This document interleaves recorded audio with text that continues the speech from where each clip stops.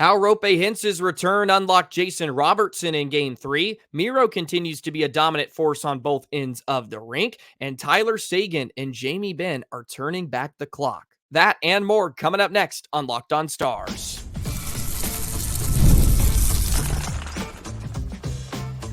You're Locked On Stars, your daily podcast on the Dallas Stars. Part of the Locked On Podcast Network, your team every day. Howdy, Stars fans, and welcome back to another episode of Locked On Stars, part of the Locked On Podcast Network, your team every single day. It's a pleasure to be with you. I'm Joey Erickson, former producer of 105 Through the Fan. Please be sure to subscribe. We are free and available wherever you get your podcasts and on YouTube. And as always, thank you so much for making us a part of your day and making us your first listen. First off, I want to extend my thoughts and prayers for any of you that were affected by the crazy storms that rolled through here earlier this morning. I woke up at about 6 o'clock to the sound of sirens, and the wind was wreaking havoc on trees and houses and all kinds of other things around the neighborhood. Fortunately, we didn't have to deal with any power outages. I know many people around North Texas were dealing with that, and I hope everything is okay with you, your loved ones, and your friends that were affected by that crazy, crazy weather, which is pretty accustomed at this time of year in May. So hopefully everything is okay moving forward, and none of you had to deal with significant damages to any property that you have in your possession. But the Dallas Stars, however, have a 2-1 series lead in the Western Conference Final over the Edmonton Oilers, a big 5-3 victory in Game 3 in Edmonton last night. The Stars improved to a 6-1 record on the road. They have certainly been road warriors. And we'll talk about Roope Hintz and his big return, which certainly helped Jason Robertson, Miro Heisanken, who has now played a full season worth of playoff games. I'll tell you some of those numbers later on. And Tyler Seguin and Jamie Benn, two of the better forwards for the Dallas Stars in this postseason run, and they may be overshadowed a bit by some of the others. Today's episode is brought to you by Game Time. Download the Game Time app, current account. Use code LOCKEDONNHL for $20 off your first purchase. Terms apply. So Roope returns to the lineup in Game 3 and, of course, gave the Stars some juice back in their lineup. Not in the first period, as they were dominated by Edmonton and outshot 10-3. But the second period, they reaped the benefits of having Roope back in the lineup. And look, he gives Dallas something they don't necessarily have without him in the lineup. And that's a number one center and someone that can sort of match the speed of Connor McDavid. One of the reasons McDavid was held in check for most of that series against Vancouver was the amazing play of JT Miller. And Roope is that sort of two-way forward that can shut down someone like McDavid. On the road, it's harder with the Oilers having last change. They can match up against the Petrovics of the world and Suter a bit more to generate some looks. But when Roope's on the ice, it gives them somebody that has speed. It puts pressure on the defense. It forces the Oilers to at least back up. They have to respect his speed and his ability to just make plays. And it was very, very evident in Game 3. The play he made on the first Robertson goal, working through contact, keeping the puck in the zone, going to a cycle, and then he just lays it on a platter for Robertson to unleash that bazooka. And many people said, if you get Roope Hintz back, you unlock Jason Robertson. And that was certainly the case, because when Roope puts as much pressure on a defense as he does, it allows Robertson to get to those areas where he can score that are maybe not as open for him when Roope is not in the lineup, because they're so adamant on trying to stop the speed of 24. And Robertson can start to find those soft areas in the offensive zone where Roope can eventually feed him the puck, or he can kind of sit in and wait for those opportunities. And you saw that yesterday. 3 of the goals that he scored were all within a 10-foot radius of the net. He gets one at the left circle.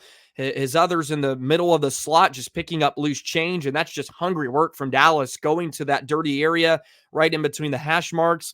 And then, of course, the third was beautiful to bank it in off of Skinner.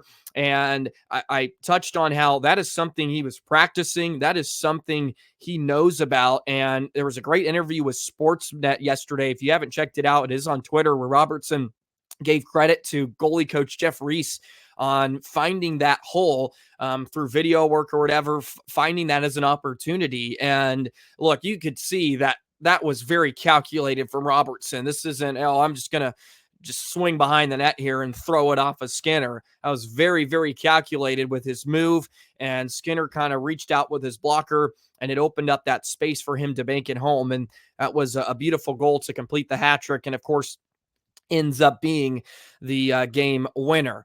Here are some numbers for you for Jason Robertson with Roope Hintz and without throughout the postseason. They are pretty drastic.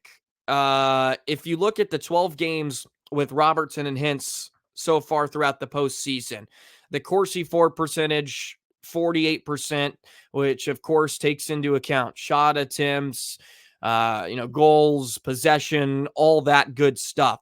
You look at the goals for specifically, 7 goals when Roope Hintz and Robertson are in the lineup. Scoring chances, 62 scoring chances with Robertson and Hintz.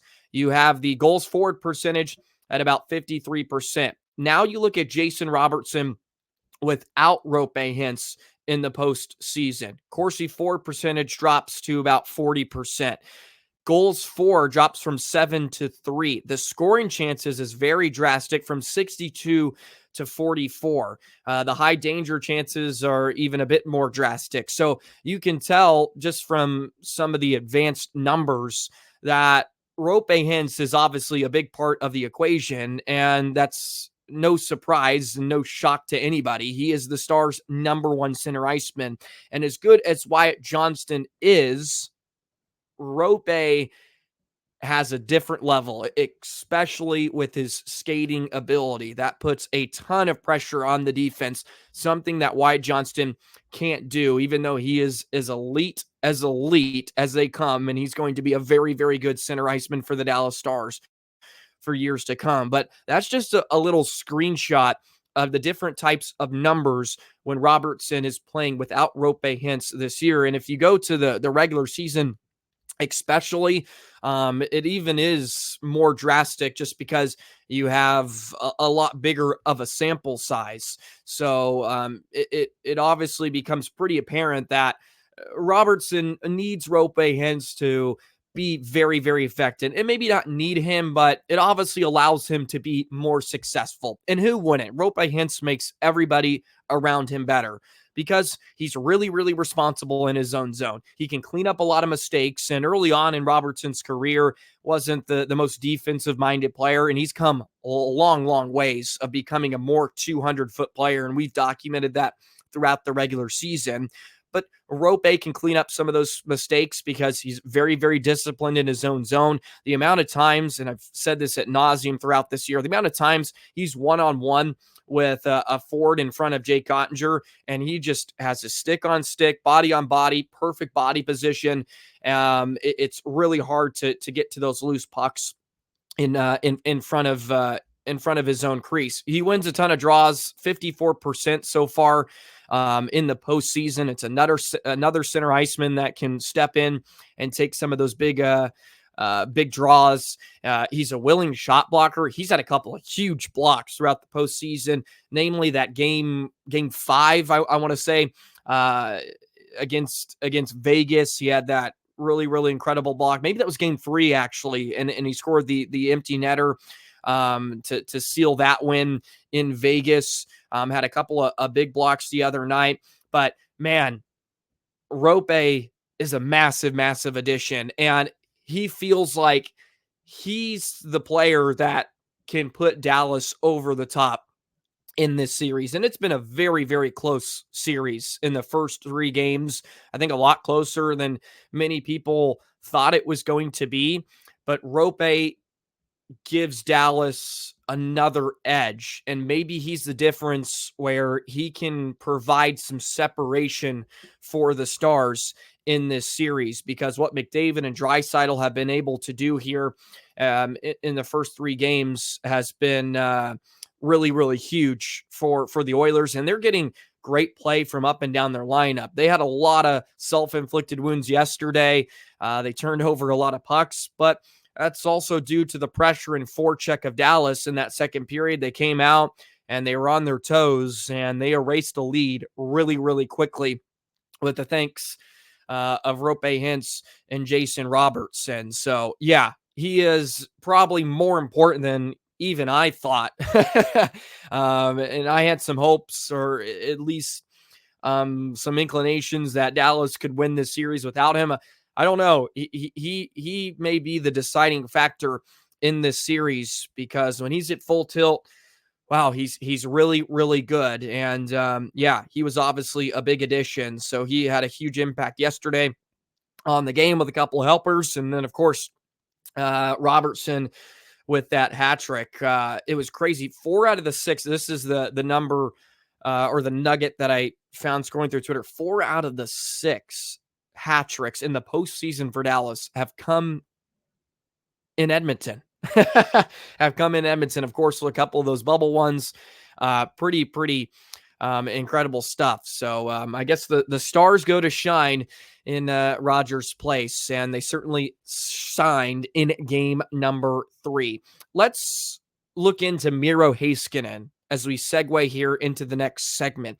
He's now played a full 82-game season of playoff games, which is pretty hard to imagine. Feel like he just broke into the league yesterday, and his numbers are very, very good, ladies and gentlemen. They're very, very good. I'll tell you how good in just a moment. Today's episode of Locked On Stars is brought to you by Game Time. Game Time makes getting NBA Finals tickets even faster and easier. Prices on the Game Time app actually go down the closer it gets to tip off. The Dallas Mavericks should be in the NBA Finals probably by the end of the night, but do not want to jinx it as of yet. They'll probably get in eventually. You want to go to the NBA Finals. I know it. You know it. We all know it. So get last minute deals all in prices. You get the views from your seat as well when you use Game Time. Take all the guesswork out of buying tickets. It takes 30 seconds. Get your smartphone out. Download Game Time. It's available on the App Store, the Google Play Store. You can see the view from your seat before you buy it. You don't have to worry about any of those obstructions or obnoxious views at the American Airlines Center, which is really nice. There can be some glass panels in your way if you're not into that sort of thing. Sometimes it doesn't obstruct views, but look, we can be honest. There maybe are some different poles or railings that may be in your way, but for the most part, you can't get a bad seat at the American Airlines Center. So go enjoy the NBA Finals or even the Stanley Cup Finals if the Stars make that. We're probably going to have to wait a little bit longer than the Mavericks, however. So download the Game Time app, create an account, use code LOCKEDONNHL for $20 off your first purchase. Terms apply. Again, create an account, redeem code LOCKEDONNHL. That's LOCKEDONNHL for $20 off your first purchase. Download Game Time today. Last minute tickets, lowest price guaranteed. So Miro Heiskanen is a world-class defenseman, and I think he's really putting together a campaign here in the last few weeks or so of proving to be the best defenseman in the National Hockey League right now. He outplayed Cale Makar in round 2. He was phenomenal in round 1 against Vegas. What he's doing offensively, what he's doing defensively against some of the world's top players. And now he's matched and tasked with basically playing the best player in the world straight up in Connor McDavid, and continues to find his stride offensively. Of course, he gets the empty net goal yesterday, but I was just scrolling through his player profile on NHL.com, and I scrolled down to games played in the playoffs and said, 82 games. So he's played a full season of playoff hockey now, and his numbers are phenomenal. I always can tell that his game goes to another level in the Stanley Cup playoffs as well. And that is probably the mark of a really good defenseman and a really good player in general. Of course, he looks so good in the regular season, but man, he takes it to a different level. In the 16 games so far in this postseason, he's playing the most amount of minutes per game than he ever has, over 28 minutes per game so far. He's got 15 points in 16 games, 6 goals and 9 assists. But if you look at the 82 games that he's played in his career, 16 goals, he's got 44 assists, and he just hit the 60-point mark yesterday with that empty net tally. He became the 4th defenseman in NHL history to record at least 60 playoff points before age 25. That is a big deal when I list these names that I'm about to list right now. Paul Coffey, the assistant coach, defensive coach for the Edmonton Oilers. Bobby Orr, enough said there. And then Cale Makar, enough said there as well, as what many believe the best defenseman in all of hockey. And it's pretty crazy to think that Cale Makar and Miro Heisanken went back-to-back in the 2017 draft. I think both Colorado and Dallas are happy with their picks at number 3 and number 4. That just shows you how incredible he has been. Also, Miro has passed Craig Hartsburg and Sergei Zubov for the most playoff goals by a Dallas Stars defenseman. They both have 15 now, or he just passed him with his 16th goal in his career. His goal scoring actually goes up a tick, which is pretty crazy. He doesn't necessarily flash in the goals department during the regular season, but he matched his career playoff high. He had 6 back in that 1920 bubble run. He's already got 6 so far here in this postseason. So he passed, obviously, the Hall of Famer Sergei Zubov with 16 goals now for the most ever by a Dallas Stars defenseman. And I think he's going to break a ton of records moving forward. He is everything as advertised. And look, I know we talk about him a ton just because what he does on the ice is second to none. And I find myself, I don't know if you have similar experiences, would love to hear in the comment section, but I chuckle to myself and laugh watching games on an every night basis of number 4, just because he makes the difficult play just look incredibly easy. And I just sit there and laugh. I'm like, dude, this guy's just so good. The way he'll just swipes it off of Hyman's stick on a rush, and he just chuckles or something. God, he's so damn good. He just takes it away, makes an outlet pass, and the Stars are headed the other way. And I just sit there, I chuckle like 4 times a night watching the Stars. I'm like, God, he is so good. And we are spoiled to watch him every single night because it's laughable how good he is. And he's putting together quite the resume here. If they find a way to hoist Old Glory at the end of June, this is an impressive playoff run up and down the lineup from everybody, but just Miro in particular with the amount of time he's playing. He's second on the team in points with 15 points. Here's some advanced numbers that show you just how great he's been. In all situations at expected goals, he's 4th among defensemen at 2.5. Another thing that I love, if you looked at shots blocked by player, and this is in all situations, the Stars are littered in the top 5. 4 out of the 5 defensemen are Stars. And leading the way, no surprise, Chris Tanev, 65 blocked shots. Harley has 44. Lindell and Heiskanen have 39. He's shooting more. He's second among defensemen in shot attempts at 93. And Bouchard is great, and he's looked great. But look, he's no Miro Heiskanen. he's no Miro Heiskanen. He's just a different level. And Bouchard is phenomenal, and his numbers are fantastic. He's leading all defensemen. Like, I get it, but I'm sorry. Eye test is eye test. And Miro just checks all the boxes, and he's done it against better competition on an every night basis. And Miro is just so good. But just looking at those numbers, you can tell just how much of a force he's been. At 5-on-5, it even goes up. No surprise. You look at his 5-on-5 numbers. His expected goals for is top 5 amongst all defensemen. His points are up, and and of course his defense is incredibly gifted with the way he's able to get stick on puck. He boxes out. He neutralizes teams off the rush.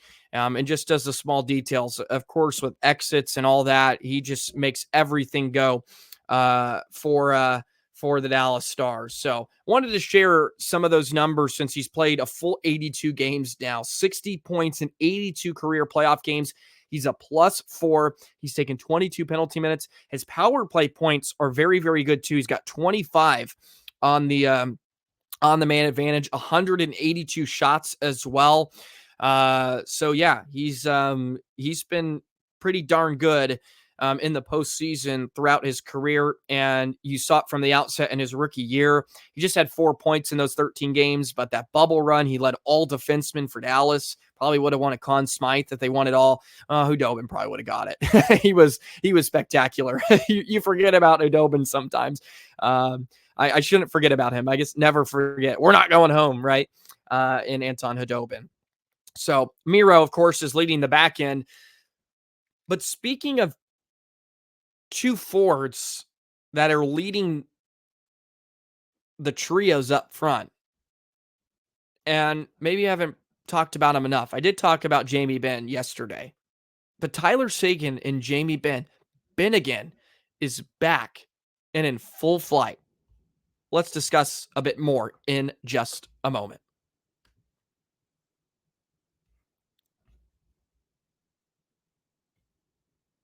So I was perusing the statistical numbers for the Dallas Stars throughout this postseason. And of course, you got Wyatt Johnston, who leads all goal scorers with 8. Robertson with the wonderful hat trick yesterday. And I just touched on Miro Heiskanen. But you look at the 4 and 5 scores for the Dallas Stars. And there's 34-year-old Jamie Benn, and there's 32-year-old Tyler Seguin, and they've been two of the best forwards in this series, specifically against Edmonton. Seguin with a couple of goals in the first couple of games. He's been fantastic. Jamie just continues to lead by example. Had a couple of helpers yesterday as well. And you look at those two, and they have a combined 25 points in the 16 games this postseason. 25 points from Jamie Benn and Tyler Seguin. And first off, it's a wonderful thing to see. It's wonderful to see the resurgence in both of their careers. Seguin had a fantastic regular season. It was so unfortunate as well that he had to miss about a month with that injury. He would have easily had 30 goals with the numbers he was putting up. He had 22 even strength goals this year. Benn had a great season as well. He eclipsed the 20 goal mark, 60 points in 82 games as the Renaissance continued. And they weren't playing on the same line, of course. They got reunited this year a few times, and they found some magic in that Colorado series, but 25 points combined from your two longest tenured Dallas Stars up to this point. They've both been amazing in the dots. Benn is 63% in the face-off department. Seguin at 56. He's been so good on the forecheck too. The amount of battles he goes into on the forecheck and he comes away with the puck is second to none. The ability for him to just sniff out pucks. He's so hard and physical. He's truly realizing like his best self at this point in his career, not what it used to be, but he has found a way to get the most out of his body and most out of his game at this point in his career. And Jamie Benn is doing the same thing. He's flying around. He's just having an impact physically. I think it helps playing with the kids. It gives him someone to protect in a lot of ways. The amount of time Stankoven has got bulldozed this postseason, and then like 5 seconds later, Benn just crushes the guy that hit him. It's the dad almost overseeing all his kids. He's policing the game. He's a policeman in general for the Stars. He's a hard SOB to play against. I'm sure not the most fun opponent for anybody that has to go at number 14.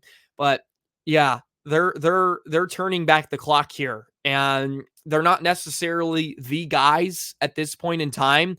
It's kind of funny that we almost forget about them because of Roope Hintz and what he did yesterday. Rightfully so, right? And Robertson and his hat trick. And Johnston's had a coming out party. And Miro's been incredible. And then just behind all of that, you have like these two grizzled veterans that frankly having probably some of their best postseasons of their career. And they're playing less. The pressure's not on them. And they're just being productive. They're being so productive, and they're having an impact in multiple areas of the game. It's not just goal scoring. It's in the dots, in the neutral zone. It's the physicality aspect if they have to go there. And I don't want that to get lost in the shuffle. 25 combined points from Tyler Seguin and Jamie Benn. And with those two firing on all cylinders, of course, is a big help. I mean, Seguin with 5 points in his last 5 games. And you look at some of his postseason numbers in his career. He had 13 points was his previous playoff career high. And that was in that 1920 bubble run. Only had a couple of goals and 11 assists. And he was dealing with a bad hip injury at that point. I think that was pre all the surgery and all that. He's already got 12 points here in 16 games. I would think he's going to annihilate that previous playoff career high. He's seriously playing his best postseason hockey at his career at age 32. And this is post some injuries and being banged up. And Benn has always had that bit of playoff elevation to his play in his game. But you look at his playoff records, he had 19 points in that bubble run in 27 games. He's got 13 here in 16. He had a great playoff run there. So, if the Stars go pretty deep, he'll be on pretty close track to match that. So, and he's 34. So obviously those two are finding their game here in this postseason. And look, I'm sure it helps that Johnston and Roope and Miro are taking all this attention too. During those runs, they were sort of the guys. Those were the guys you had to stop. And Dallas, of course, did not have the amount of depth they had now than they had, a few years ago. And if you could take away 14 and 91, you had a very, very good chance of beating the Dallas Stars. So, just great stuff from them. Wanted to make sure to give them their due, but job not over, of course. Stars only have a 2-1 series lead heading into Game 4 tomorrow at Rogers Place in Edmonton, Alberta. Should be a fantastic Game 4. And we'll see if the Stars can stick to the script, excuse me. They lose Game 1, they rip off 3 in a row. We'll see if they can come out of Edmonton in game 4 with a victory. Stuart Skinner is starting, by the way. Chris Knobloch did make that known.